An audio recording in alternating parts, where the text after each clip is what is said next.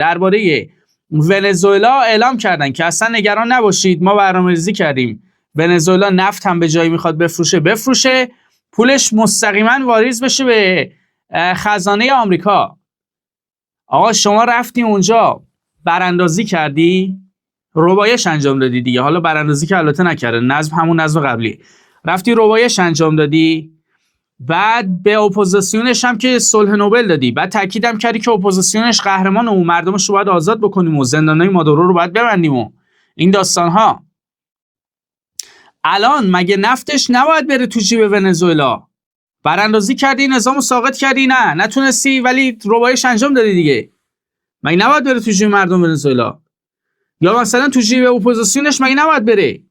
نه، آمریکا برای خودش این بازی رو انجام داد، بقیه تو داستان نیستن. از جمله داستان‌های عجیبی که داشتیم و خیلی جالبه، همزمان با این قضیه یکی از روزنامه‌نگاران انگلیسی سند منتشر کرده، گفته که آقا اصل داستان از این قراره که اینا رفتن توی ونزوئلا ربایش انجام دادن، بعد انگلیس و بقیه یه دستورالعمل صادر کردن، به BBC دادن، به بقیه هم دادن، گفتن حتما حواستون باشه که تحت هیچ عنوان از کلمه ربایش برای مادورو استفاده نکنید، بگید دستگیری و توقیف و حرفای این شکلی. اینا مسئله بعدی. بعد الجزیره هم یه گزارش کار کرده، گفته که خیلی این بحثا مطرحه که آیا مثلا ایران شبیه ونزوئلا هست یا نه، یا داستانای این شکلی. میگه در حالی که دارن سعی میکنن که بحثای این شکلی رو در رسانه و در فضای مجازی مطرح بکنن، واقعیت‌های این ایام نشون داده که ایران هیچ شباهتی به ونزوئلا نداره.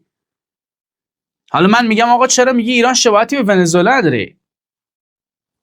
ایران شباهتی به هیچ کجا نداره.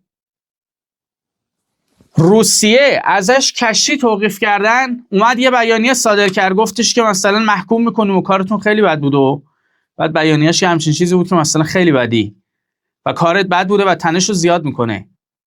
علیه ایران انجام دادن، انگلیس انجام داد، اون یکی کی بود؟ یونان انجام داد، جاهای دیگه انجام. ایران فوراً رفت کشتی توقیف کرد. من اصلا اجازه نمیدم ما بخوای از این بازی بکنی. ایران با همه جا فرق داره، ونزوئلا کجای داستانه؟